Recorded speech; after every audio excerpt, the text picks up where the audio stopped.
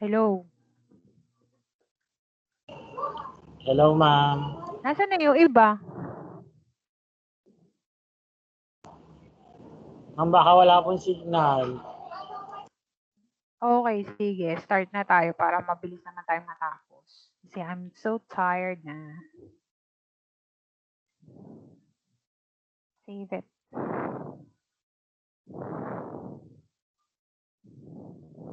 Wait lang.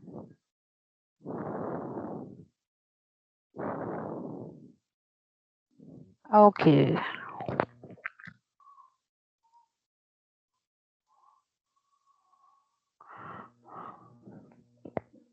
Okay, kita na?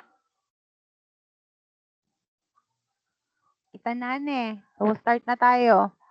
So, ang topic natin is the accounting system and the national budget. Government accounting pa rin tayo. Masyado pa ang mahaba. So, gusto ko sana ipakita sa inyo yung mga actual reports kasi ginagawa namin kaso wala na akong time. So, tsaka na lang kapag ano. Kasi mas maganda sana yung kita mo yung actual kaysa dun sa sinasabi lang. Kaso naman, hahagilapin ko pa lahat-lahat yun. So, a manual on the new government accounting system or NGAS for NGA or the national government agencies. Nasa manual pa rin tayo, guys, kasi masyadong mahaba ito. Ano? So, nasa manual tayo but under the accounting system and the national budget. Yun yung topic natin for today. Okay? So, section 5, continuation lang kasi sa 1, 3, and 4. I think 4 is the accounting policy. Tama ata yun. Yun yata yung exam, no? Yun ba yun? Check ko nga.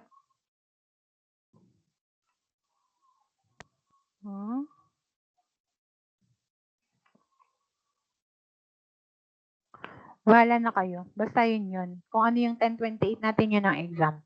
So, section 5 is the general accounting plan. So, what do you mean by this general accounting plan? Pag sinabi mo kasing plan, it pertains to budgeting na. Okay? Kasi pag nagkakaroon ka ng budgeting, nagkakaroon ka rin ng planning. Kung may 20 pesos ka at inallocate mo yan kung saan-saan, that is budgeting. And that is also considered as planning. Tama ba? So, sa general accounting plan, it shows the overall accounting system of a government or a government agency's unit. Okay? Papasok din dito sa general accounting plan is yung source documents. Okay? Siyempre ba, ano bang basis mo for your planning? Kailangan may source documents ka. Okay? Papasok din dito number 2 ang flow of transactions in its accumulation. Okay? So, when it comes to budgeting, ina-allocate mo kasi yung amount dyan, di ba? So, kailangan mo ng flow of transactions. What are your basis for those flow of transactions? Pwedeng ang maging basis mo doon is your previous transactions or prior year's transactions, di ba? Kasi when it comes to budgeting, madami kang kailangan i-consider siya. Hindi yan basta ibabudget mo lang. Diba, meron kang 20 pesos. Hindi yan basta ibabudget mo, okay, 10 ganito, 10 ilalagay ko sa ganito. Meron kang basis for that. Magkano ba yung lunch ko for today? 3 pesos yung lunch ko. So probably 3 pesos ang iaalat mo for that lunch. Anong naging basis mo? Yung regular lunch na ginagawa mo before. Okay? So, under general accounting plan, okay? First is the source documents, follow the flow of transactions and its accumulation. Pag sinabi natin accumulation, ito lang naman yung segregation. Parang accumulate mo yung budget for this, budget for that, mga ganon. Budget for your meal, budget for your pangsahe, and ano pa. Okay, dalawa. And finally, apat to eh. So, the conversion into financial information. Okay? So, after budgeting, nagkakaroon ng actual transactions. And after actual transaction, there is a financial information or financial reports. Okay? Previous transactions is pwede mo din considered as financial information. So, ano ba? Ulitin natin. Meron kang source documents. Meron kang basis for your budgeting. Meron ang basis mo is your flow of transactions. It's either prior year's transactions or current year transactions. Okay? Meron ka ring conversion of this financial information to the financial report. Okay? That is the general accounting plan under government accounting. Okay? Ulitin natin. So, ano-ano ba ang pumapasok dito sa general accounting plan? First, we have the source. Ano ba sabi ko? Ito kasi yung overall accounting system of the government agencies. So, it pertains to source documents, the flow of transactions, its accumulations, and the conversion of that information to the financial reports. Now, clear na yon? So, accounting system, these are the following accounting systems under government accounting. First, we have the budgetary accounts system. Sa budgetary account system, guys, papasok dyan si agency budget matrix. So, ano bang ibig sabihin nito? Kasi every agencies in national government nagpe-prepare ng ABM. Ginagawa namin to kasi kailang wala akong example eh. Hindi kasi panahon na to eh. Ang panahon kasi ng reports namin, ito yung katatapos lang kanina na seminar namin is the monthly disbursement program naman for 2021. Ito kasi mga ginagawa ito mga beginning of the year ata. So, ang agency budget matrix, guys, it is the monitoring and recording of allotment received by every agencies from the DVM. Okay? Yan lang ibig sabihin ni agency budget matrix. Ito yung monitoring and recording of allotments. Guys, alam mo naman ang allotments, di ba? In-explain ko na yan. Paulit-ulit lang. Pag ikaw nasa government, yan ang paulit-ulit mo maririnig. Allotment, appropriation, obligation, disbursement, sub-allotment, SARO. Yan yung mga paulit-ulit nating maririnig when it comes to government accounting. So, ang ibig sabihin, guys, ng agency budget matrix, it is the monitoring and recording of allotments received by that agency from the DBM. Kasi ang DBM ang nagpo-provide ng ano tawag dito? Na ganyan, okay? Kasi sa DBM rin nanggagaling yung budget namin. Sila yung nag-release from DBM. Papel lang naman yun. Siyempre, still on the custody of our Bureau of Treasury. Pero when it comes to documentation, dun kami kumukuha ng mga papel. Okay? So, ano pa? So, sa budgetary account system, pumasok na nga siya, no? So, meron din tayong tinatawag na allotment, guys. Take note of this one, ha? Allotment is from DBM. Okay? Ang sub-allotment release order or SARO is from regional offices or central offices. Okay? Okay, yun yung pagkakaiba niya. Minsan kasi nagkakaroon ng insufficient when it comes to appropriation or allotments. Eh di ba ang rules ng government? Pag wala kang allotments, wala kang disbursement kahit madami kang cash. Mayroon kasing times na hindi sufficient ang binibigay ni DBM na allotment. So ang tendency, ang nangyayari kung may excess allotment ang central office or regional office, pwedeng mag-provide siya dun sa mga lower agencies. Ang tawag doon sa pinoprovide nila is sub-allotment release order. Okay? So, kung si allotment or si appropriation is coming from the DBM, si sub-allotment, kaya nga sub-allotment release order or SARO, is manggagaling yan sa regional office or central office. Alam niyo naman yung mga central offices, di ba? Yung mga Department of Education, Department of Health, Department of Finance, di ba may mga under pa yan, sila, allowed silang mag-release ng allotments to their sub-offices. Okay? So, yun yung pagkakaiba niya. Papasok din yun. And ano pa ba?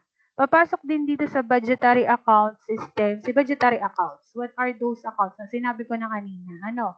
the appropriation, the allotments, the obligations, hindi kasama si disbursement kasi ito na is sa baba na siya. Papasok lang dun yon. Okay?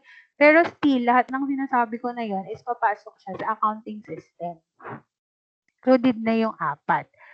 Ang allotments, appropriation, obligation is under the budgetary account system. Siyempre, the disbursement is under the disbursement system. Okay, malinaw na tayo doon. So, under budgetary account system, under niya si budgetary account, agency budget matrix, si si budget, ano ba? Dito na ako. Ulit, under budgetary account system, under niya si agency budget matrix and budgetary accounts, which consists of the appropriation, allotments, and obligations. Okay? So, what is the difference between these three? Na-explain ko na yan before, diba? Appropriation, ito yung authorization made by the DBM or our national government to disburse the funds. Okay? Si allotments, alam mo na yan. Si obligation, alam mo na din yan. Kasi na-discuss na natin yan sa previous discussions natin. So, ano pa? So, under also the accounting system, meron din papasok na receipts, income, and deposit system. So, ano naman to? Anong papasok dito? Sa receipts, diba? Pag sinabi mong receipts, those are the collections of the different agencies. Okay? Kung ikaw ay si Bureau of Internal Revenue, probably meron kang mga receipts of income and it should be deposited sa Bureau of Treasury. Okay? So, under disbursement system naman, ito yung sinasabi ko kanina ng mga disbursement, vouchers, ito na yung process of disbursing the money. Okay? Process of paying ganito, process of paying your utilities, process of paying your personnel, process of construction of bridge and ganito, yon. Lahat ng disbursement or payments, when it comes to government operation, papasok yan sa disbursement system. At ang last is yung financial reporting system, which is based on the ABC. Okay? Saan ba magagaling ang financial report natin? Siyempre, magagaling yun dun sa ABC. Ganun yun. Kaya, ang sabi natin kanina sa General Accounting Plan, it shows the overall accounting system of a government agencies or every agencies under government. Kasi sunod-sunod yan. Muna si budget. Sumunod yung transaction, which is BNC. Transactions, collections, and disbursement. Diba? Collections, recording of collections, that is B. Recording of your transactions when it comes to payments, disbursing, that is C. And yung last, yung financial reports na manggagaling dun sa transactions na ginawa mo na ABC. Malinaw ba? Clear na tayo doon? Okay, next. So, the national budget. National budget na agad tayo. So, what is a government budget? Government budget is a plan for financing the government activities of a fiscal year or a, let's say, accounting year. 2019 yan, that is your government year. That is your accounting year. Kung 2022 yun, yun yun. Kasi every year naman nagkakaroon ng budget preparation. Okay? So, ang sinasabi lang dyan na fiscal year, it is consists of 1 year, isang taon to. Pero there are times, yung prior year's budget, pwedeng i-carry over into the next year. Pero minsan lang nangyayari yun. Okay? Mamaya tingnan natin kung lalabas siya. So, yun lang yun. Pag sinabi mong government budget, it is a plan for financing the government activity for a fiscal year. Ano pa? Basically, budgeting is also considered as planning and controlling. Alam mo naman na yun, di ba? Accounting students ka, kaya alam mo na. Pero naman tayo pag mga capital budgeting sa ating mga higher financial accounting. So, yun lang yun. Pag sinabi mo kasing budgeting, also pertains to planning and controlling. Okay? Kaya tayo dito. So, these are the purpose of budgeting. Establish in advance the objective or end result. Hindi na lang yan. Kaya nga advance eh. Kasi wala pa. Pinaset mo na siya. Pinaplan mo na siya. Okay? So it provides the means of coordinating the activities of various sub and departments of business, provide a period basis of comparison. Ito guys, kasi minsan minsan kasi ang nagiging basis natin for budgeting is our previous transactions or our current transactions. Kaya nagkakaroon siya ng period to period basis of comparison. Kung minsan kasi the actual budget is compared to the budget. Okay? Or kasi di ba dati may sa accounting may tinatawag tayong standard and actual. So same din dito. Kaya nagkakaroon ng period to period basis of comparison to compare the budget to its actual transactions or actual expenses. Okay? And to serve as basis for orderly management of public finances. Madali na yan. So, hindi na natin explain yan. So, here are the fundamental principles of fiscal operation. Okay? So, budget activities under government is governed by this legal provision or fundamental principles. Ilan to? Tandaan nyo to. 8? Yun, 8 yan. So, isa-isahin pa ba natin yan or babasahin nyo na lang yan? So, no money shall be paid. Government, ano ba yung mahirap intindihin dito? So, hindi ka mag-disburse unless it is not provided in your allotment. Ito lang naman yung sinasabing law, yung appropriation. Kasi nakabatas yun. GAA, General Appropriations Act. So, ibig sabihin, kapag wala doon yung expenses na kailangan mong bayaran, hindi mo siya pwedeng gawin. Kasi yun yung basis natin. Laging base niya yun sa batas. Okay? Kasi may GAA na nire-release to. General Appropriations Act. So, government funds or appropriations solely for, syempre, for public purpose. So, trust funds shall be available and may be spent only. Ito, ang trust funds kasi, iba siya dun sa actual budget. Minsan, ang trust funds kasi, these are being released for a specific purpose lang. Okay? Hindi siya yung, halimbawa, 2020 budget. Wala si trust funds doon. Lumalabas lang si trust funds kapag mayroong mga emergency na kailangang bayaran. Biglang, nagkaroon ng ganito. So, kailangan mag-release ng additional budget. Tawag ng trust funds or special budgets. For specific purpose lang yun. For that specific purpose. Okay? Fiscal responsibility, greatest be shared by all exercise. Madali na yan. Okay? Next, disbursement and properly shall invariably bear the approval. Oh, yun. Ito. Disbursement and disposition of government funds shall always bear the approval of the proper officials or the head of agencies. Kasi yun yung explanation natin before, di ba? No disbursement are being made unless that is approved by the head of the agencies. Okay? Claims against shall be supported with, madali na yan.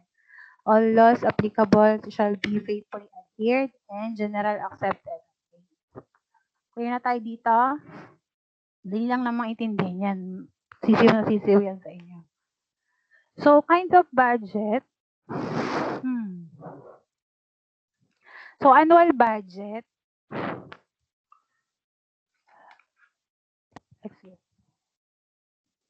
Kinds of budget, as to nature, first we have the annual budget. Ito yung sinatawag na current budget. Kung 2020 na dumadating sa'yo, that is your annual budget. And it covers a period of only 1 year. Okay? Ang basis natin dito is the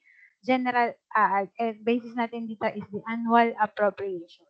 Okay? Ito yung parang regular budget na tinatawag. Okay? So, that is your annual budget. Covers a period of 1 year. Kung 2020 ngayon, yun yung budget namin ngayon, 2020. That is our annual budget. Okay? Parang ito yung the regular budget of one agency. Okay? So, supplemental budget naman, from the word supplemental, it's, ano pa tawag dito? Okay, ito yung tinatawag na, yung kanina na-explain natin. If there are budget if there that are not included to your annual budget, there is a way naman to cover that expenses using the supplemental budget. Ito yung nire-release nila. Ito yung SARO na sinabi ko kanina. Okay? Kasi ang annual budget, ang basis niyan, yung sinabi ko kanina, is the appropriation. Ang supplemental budget kasi, hindi siya kasama dun sa pinakang annual budget mo. Okay? Nakukuha niyo ba ako o nahihirapan kayo? So, yung supplemental budget, parang ito yung succeeding or for later release budget.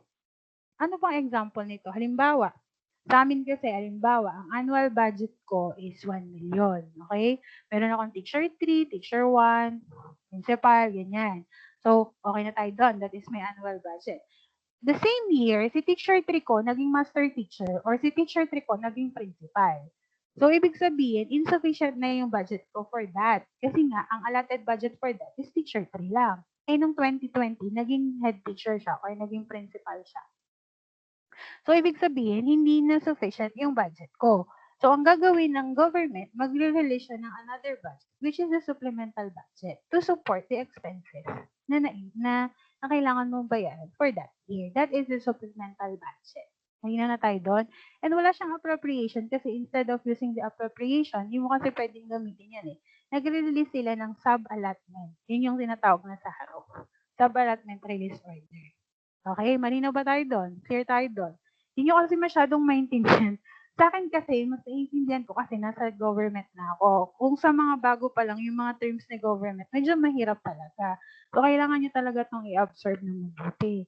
So, ulitin natin ha. Sa annual budget, ito yung general budget or yung regular budget ni government agency. So, yung example na din kanina, kaya nagkakaroon ng supplemental budget kasi insufficient si annual budget to cover the expenses na biglang lumabas nang hindi mo inaasahan. Kasi yun nga, si teacher 3, naging principal. Eh, malaki yung difference ng salary niya. So, ibig sabihin, hindi na kita kayang pasweldohin kasi teacher 3 lang yung budgeted ko for you. So, ang gagawin mo, kailangan namin i-request yun kay regional office or central office to release a supplemental budget to cover that deficiency. Okay? So, next is the special budget. So, same with this supplemental budget. Hindi ito kasama sa annual budget. Pero, nagkaroon ng kailangang bayaran. Example natin dito, pwede natin maging example dito na immediately sa amin for 2020, hindi naman budgeted ang retirement ni teacher. Tapos bigla siya nag-retire. So, pwedeng mag-release or mag-request ka ng special budget for that specific transaction lang or specific purpose, which is for retirement. Okay? So, hindi mo siya pwedeng gamitin for the salary. Kasi nga, ang special budget na yun, ni-request mo for that specific purpose lang, specifically for retirement. Malinaw ba? So, next is as to basis. So, the kinds of budget as to basis is the performance budget. So, papasok lang dito guys, the performance budget is ano ba to?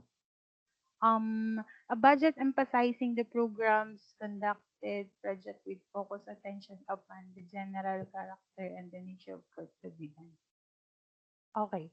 Or upon the services to be rendered rather than things to be acquired. So, sa performance budget, papasok dito si personal services. So, minsan kasi guys, sa amin na lang kasi i-share ko kasi yun yung sa amin yung alam ko. Okay? Nagkakaroon kami ng additional budget or performance budget. Yung tinatawag namin na performance-based bonus kasi hindi siya part ni annual budget. So, minsan, kung maganda yung performance ng agency, nagkakaroon ng additional release and that is a performance budget. Okay? It is upon the services rendered and rather than the things to be acquired. Kasi the things to be acquired, papasok naman yun sa line item budget. Yung mga payments of supplies, mga salaries and wages, traveling expenses, okay? Materials and equipment, those are part of the line item budget. Okay? Malinaw tayo doon? Okay. Next is as to approach and technique. So, ito kasi in prep na to in preparation to Yung sinabi kasi natin kanina, di ba, nakita mo yung technique, no? How you prepare the budget, yung sa nature and basis kasi, yun yung basis ng release ng budget. Okay, yun yung tawag sa budget, the basis ng release. Ito naman, on how you prepare the budget. Yun yung mga techniques kung paano mo gagawin itong budget na to for a specific year. Okay? So first, we have the zero-based budgeting. Pag sinabi mo kasing zero-based budgeting, guys, wala ka ditong basis for prior year's budget. Okay? So, ang ano lang dito sa zero-based is just the analysis, evaluation, and justification of all transactions in current year. Ganon. Hindi niya kino-considered yung I mean, hindi niya kino-considered yung prior year's budget. Nagsisimula siya sa zero. As in, sa wala. Okay? Zero-based budgeting. Yun. Okay? Ano pa? Analysis. Okay na yun. Zero-based budgeting. Next is the incremental approach. So, a budget where only additional requirements need justification. So, pag sinabi mo naman incremental, di ba, it pertains to the increase or addition to budget. Okay? So, if there are expenses or disbursement na feeling mo na magaganap for next year, isama mo na siya. At ang technique na yon is called incremental approach. Kumbaga parang ano bang tawag doon? Ewan ko. Basta yon, parang ina-assume mo na there is something that something will happen in this year. So kailangan ko na mag-adjust at mag-adjust ng budget. Ano ba? Yun. By using the incremental approach. Okay? Malabo ba? Kasi ako nalilito. Okay? May kausap ba ako? Meron po. Meron po, ma'am. Okay. Kasama masakit lang ulo ko. Di kasi kayo nagsasalita eh. Para tuloy akong Okay na, sige, tuloy na. So, clear na tayo, zero-based incremental approach. And next one, ito naman yung pinakang ginagamit talaga ng mga government agency. Kami, ito din yung ginagamit namin. The capital budgeting approach. Kasi mas realistic. Kasi kung dito, wala kang basis sa prior years, ito naman, ina-assume mo that there is an increase that will happen. Ito naman, sa capital budgeting approach, mas realistic to kasi nagkakaroon ka ng basis for prior year's budget. Kino-compare mo siya dun sa current budget mo. For example, ang binabudgetan mo is for 2020. Okay? So, bago ka mag-budget ng 2020, kino-consider mo yung 2019 budget mo. Kasi ang approach na to tinatawag din na two-tiered strategy. Kumbaga, combining the prior year's budget to the prioritization budget, which is yung binabudgetan mong taon. Okay, that is a capital budgeting approach. Mas magandang gamitin ang capital budgeting approach kasi parang there is a basis. Unlike sa zero-based budgeting, hindi nila kino-consider yung prior years, di ba? At sa incremental approach naman, parang nag-a-assume pa lang that there is an increase. Okay? I-assume ko na, baka magkaroon ako ng additional na ganito, ganon. Unlike sa capital budgeting approach, parang they're comparing the prior year's budget to your current year budget or your prioritization budget, which is the current year. Okay? So, ano pa ba? Okay na yun. Kasi 442 na. So, other forms of budget, na-discuss ko na rin kasi ito kanina. So, paulit-ulit na lang tayo. So, regional, saan ba? Regional budgeting. Yung sinasabi ko kanina. Yung sa regional budgeting, those are kapag hindi full or kapag hindi sufficient yung budget for that year, nagkakaroon tayo ng supplement budget na nagagaling sa regional office or central office. Okay? Nagre-release sila ng SARO para magamit mo yung or para ma-provide mo yung insufficiency ng budget mo for that year. So, long-term budget, ang long-term budget is a budget prepared for a 4 or 5-year period or longer. Kaya nga long-term siya, di ba? Pero hindi naman ito ginagawa. Normally kasi sa agencies, ang ginagawa lang talaga is 1 year lang. Okay? Siguro, ito yung mga 4 or 5-year period or longer. Ito yung may mga loans na sinatawag. Kasi, di ba, normally pag mga loans, long-term talaga yan. Okay? So, syempre, kailangan nilang budgetin yan for the long term. Okay? So, ano pa ba? So, ang estimation, syempre, under long-term budget, the estimation of your revenue and expenditures, nagre-range to 4 or 5-year period or mas matagal pa doon. Okay? Tandaan nyo, prepared for a 4 or 5 period or longer. Siya 3-year ha, nakalagay kasi dito, 4 or 5-year period or longer. They are estimating their budget, revenues, and expenses in 4 or 5-year period. Okay, next. The key budgetary inclusion. So, it refers to the financial agencies pertaining to budget year. So, this year, kung 2020, that is your budget year 2020. Purpose of key budgetary inclusion. Controlling major financial commitments so that funds are not misappropriated or prevent juggling of funds. So, ano ba ibig sabihin nito? Misappropriated. So, kailangan tama yung paggamit mo at hindi nagkakaroon ng manipulation. Ito yung prevent juggling of funds. There is no manipulation sa budget. Okay? Under pala yun yung key budgeting inclusions pertaining to a budget year. Okay? Next is to disclose the funds and have a clear picture of the expenditure. Madali na yan. To track a mandatory obligation and okay na yan, madali na yan. Nasaan tayo? Bumalik. Okay. Yan, malapit na. So, national budget. Di ba na-discuss na natin ito kanina? Ano ba yung kanina? Government budget pala. Parehas din ata yun. Okay. So, the national budget is the government's estimates. Kaya nga, budget, estimation mo lang yan. Of its income and expenditure. So the legal basis for our national budget is the Budget Reform Decree or PD number 1177. So anong title nito? So the Presidential Decree number 1177 is the basis for our legal basis for our national budget. It is the revising ang PD 1177 guys. 1177 is the revising the budget process in order to institutionalize the budgetary innovation of the new society.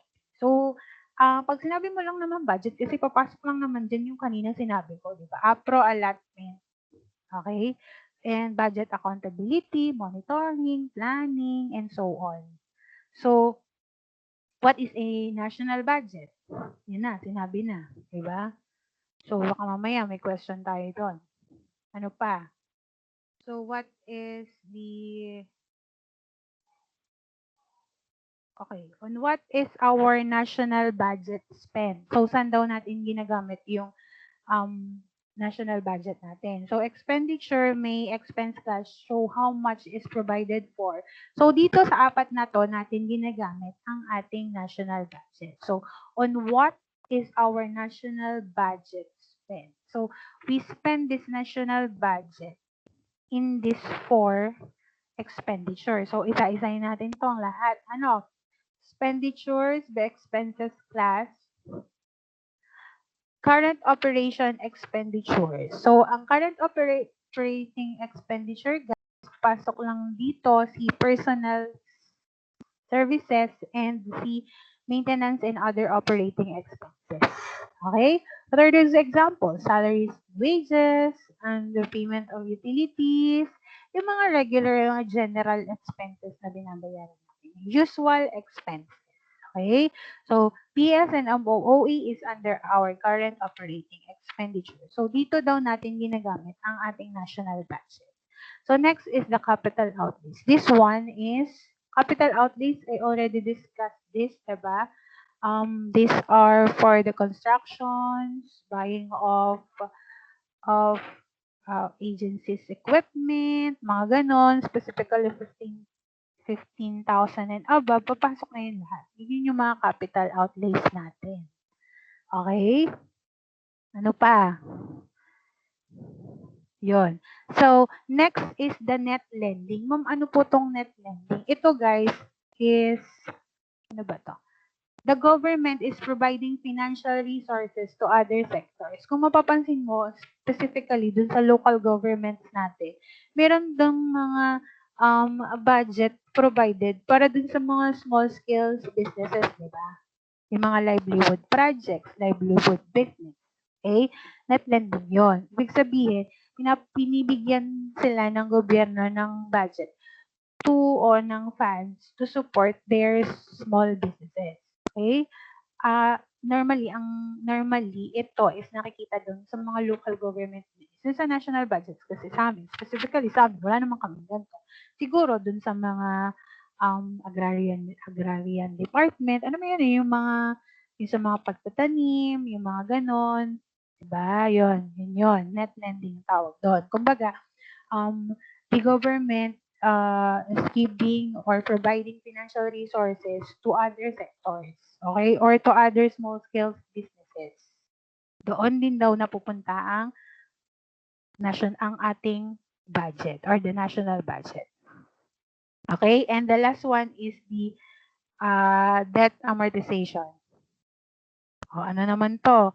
Ito yung, sinabi mong debt, and amortization. Alam mo na yun, di ba? Ito yung for payment ng loans natin. Kasi naman tayo, meron din tayong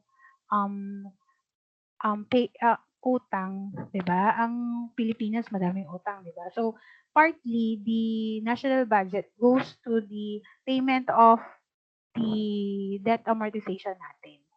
Yun dun. Dun din daw napupunta. Okay, repayment of our loans. Next. Matatapos na tayo. How may a national budget affect? Next. So, we have the sources of our national budget. Okay? So, ang source ng national budget is the revenues and borrowing. So, kung nagbabayad tayo dito, obviously, nagkakaroon tayo ng pera because of borrowings. Pero nagsaset aside din tayo ng pera to pay those loans natin. Yung national, parang tanga lang. Yung national budget natin, ginagamit sa loans natin. At ang source ng budget natin is through borrowings din. So, pag nag-borrowed ka, obviously, nag-loan ka. So, pinapaikot-ikot lang natin. Okay, so, revenues and borrowings, dalawa yon, two sources of funds of national government. So, under revenues, we have the tax revenue and non-tax revenue. Dali lang yan. So, what are those revenues or what are those tax revenues? Meron tayong excise tax. Nasa taxation yan. Ano yung mga taxes under excise tax? Those are the, ano ba to? Mga prohibited items to. Yung mga excise tax like taxes on alcohol, taxes on, ano ba yun? Yung sigarilyo, those are under excise tax. Social license, diba? Business permits, business licenses, and business income. Ano ba? Basta. Licenses and business income. So we also have tax revenues na income taxes coming from our compensation, business taxes, capital gains taxes, so import duties, paano to? Ito yun sa mga customs, malaki nga tayo dito eh. Yun, and the like. Dami yan. So, ang example naman natin ng tax revenues, guys, those are the fees and service income. Paano to? Itong non-tax revenue kasi, there are times yung government property, kapag fully depreciated na, binebenta na. Pwede din yung maging source of income. And pwede din yung mga business from government or halimbawa may business ang government na pag-aari or may asset siya na pag-aari at ginagamit niya yun sa private sector, pwede din yung maging source of income. Papasok yun yun sa fees and service income. Okay? Yun yun. Ano pa? Okay, so under din ng fees and service income, sinabi ko nga kanina, selling of our government assets and use of government assets yun, by the private sector. So under borrowing, so we have domestic borrowing. So pag sinabi mo domestic, syempre dito lang yun, local borrowings lang. And foreign, ibig sabihin, international borrowings. So, ma'am, paano po tayo nagkakaroon ng domestic borrowing? So, dito sa domestic borrowings, ang source ng madali na kasi for us to know kung paano nagkakaroon ng foreign borrowings. Pag nag-loan ka dun sa World Bank, diba? So, other countries, that is foreign borrowings. Paano sa domestic borrowings? Nagpapaloan po ba ang mga San Miguel Corporation? Hindi yan. Ang sinasabing domestic borrowings, guys, ito yun sa mga issuance ng treasury bills, notes, and bonds. Kasi alam mo naman na difference, di ba? Pag nag-issue ka ng equity, tsaka pag nag-issue ka ng notes and bonds. Kakaroon tayo ng domestic borrowings once ang government nag-issue ng treasury bills. Treasury bills, notes, bonds securities, those securities, those are an example of domestic borrowings. Kasi nag-i-issue tayo, halimbawa, bumili ako ng treasury bills ng government, creditor na nila ako. Tama ba yung term ko? Magkakaroon na sila ng utang sa akin. So, yun, binabayaran yun ng government. At papasok siya dito sa debt amortization. Okay? Malinaw na ba? Wala na bang tanong? Okay na siguro yun. Thank you na kasi yung susunod eh. Okay na ba? So, bakit guys kailangan pang mangutang na government? Bakit hindi na lang natin i-maximize yung funds na yung available funds natin? Kasi guys, hindi kakayanin. Kung mapapansin mo, every year, pinagtatalunan niya ng Congress at Senate. Yung budget, maabot niya ng trillion, di ba? Insufficient talaga kung kukuha lang tayo ng pondo coming from our domestic funds here. Kung kukunin lang natin yung revenues, tax revenues and non-tax revenues, insufficient ang pondo natin to provide the government needs. Hindi talaga kayanin. So, kaya nagkakaroon tayo ng international borrowings. Minsan lang naman kasi din lumabas ang domestic borrowings. Normally kasi, ang mga agencies na nag-i-issues ng domestic borrowings, yan, mga Land Bank, MP2, yun yung mga tinatawag nilang ganon. Minsan, source din ng government funds yung mga investments needs. Kasi syempre, ang government, gumagawa din siya ng ways on how to, ano bang English nun? Paano makakalap ng funds. Pero the major source of funds naman talaga ng national government, syempre, yung tax. But, insufficient ngayon to provide the government needs. Kaya nagkakaroon tayo ng international borrowings. At alam niyo naman, pag may international borrowings, may domestic borrowings, may interest yan. So, mahirap yun, diba? So, kaya nga ang nangyayari, pag sinabing government, masama na yung tingin nila. Pag sinabi na government. Okay? Yun. So, ano pa? Wala na kayong tanong? Okay na ba tayo? So, kung wala nang tanong at 4:56 na, yun, pwede na tayong mag-end. So, ang sabi ko nga, coverage of your exam is yung 1028 lang kasi minaksim. So, hindi nyo kailangan mag-review pa ng kung ano. Although may mga lalabas naman dun na very common questions na kahit di naman i-discuss is for sure alam nyo na. Kasi walang talaga akong source. Ayoko naman na isama to kasi masyadong magagahol na. Siyempre, hindi nyo naman na din yan re-reviewin kasi ngayon lang yun. Okay? So, wala na bang tanong? Sa exam, wala na kayong tanong? So, stick tayo sa scheduled ng exam provided by our administration. Doon lang tayo. So, 3 to 5 ata kayo. Tama ba? 3 to 4 and 4 to 5 ng November 20. So, that is our rules sa exam.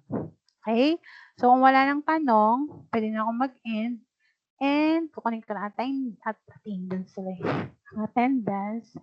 Kasi I'm so tired Thank na. you, ma'am. Ma'am, Okay, hindi thank na high blood. Ha?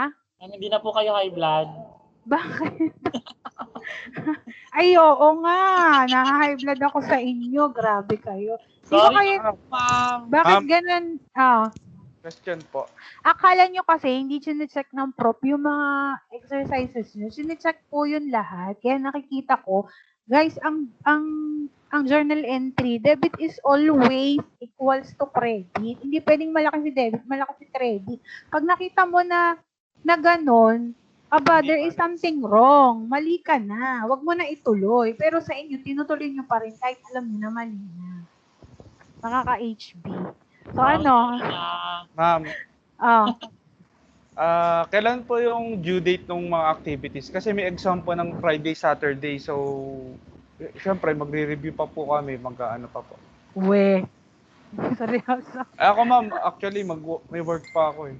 Sige, try natin na ano. Kasi ang deadline nun is Sunday pa rin eh. Sunday 11 p.m. ata ginawa kong deadline. Madali lang naman kasi yun. Huwag nyo na kasing anuhin. Parang ang ano yun, sa bagay. Pagkatapos mo ng exam, Friday exam mo, di ba? O, meron kang Saturday, Sunday to answer those exercises. Aba, madali lang Okay yan. po. Lalo tong government accounting, madali lang yun. Saka guys, copy-paste lang naman sa internet, di ba? Oh. Okay po. Sige po. Just type the question and then copy 11 p.m. po ng gabi ng Sunday. Parang, nai-extend ko na ng ganun kasi dati 8 p.m. lang, di ba? So ngayon, Opo. parang, ayun. So kung wala nang tanong, pwede na tayong mag-end. Good luck on Sige your po. exam. Salamat po. Bye-bye. Thank you, ma'am. Bye-bye po.